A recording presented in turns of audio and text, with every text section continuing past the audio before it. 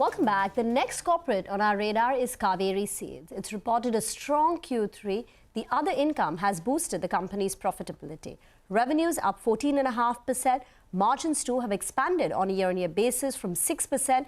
EBITDA margins now stand at 9.5%. And there is a big jump in the company's profitability, 38 crores versus 7 crores, aided by the higher other income. Mithun Chand, the executive director at Kaveri Seed, is now with us on the show now. Afternoon, and thanks so much for joining in.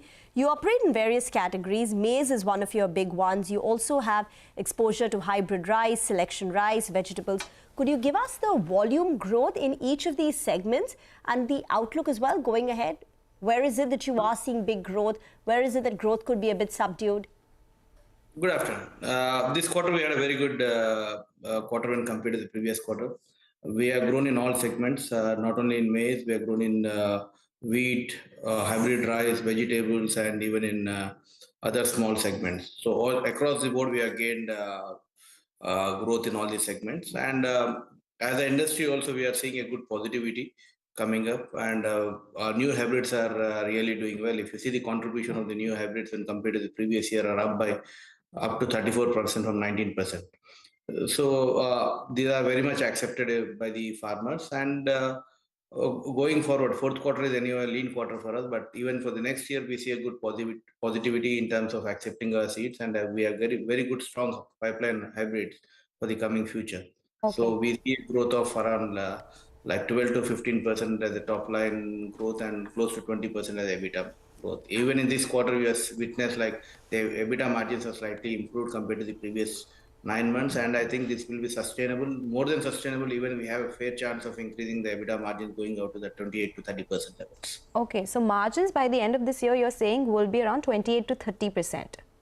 Fourth quarter is a lean quarter for us. I mean, the margins will remain or slightly up or down by 0.5% because fourth quarter is a very lean quarter. So most of your earnings are actually in the June quarter anyway. So that is something that will aid margins. All right. So can you tell us, since you have seen growth in categories, hybrid rice is up 117%, maize is up 46.5%, selection rice though on a YOY basis is down 24%, vegetables is down 8%. What was the volume growth? Was this growth led by volumes or realizations? And the decline that you've seen in selection rice, what was it led by? So basically, it's a combination of both volume and revenue growth. Revenue growth is slightly higher than the volume growth in some of the crops. As we deal with many hybrid seeds, realizations of each seeds differ. But if we need to compare as overall as such, in selection rice, some returns were there in the third quarter. That's the reason we have not seen much of a growth here.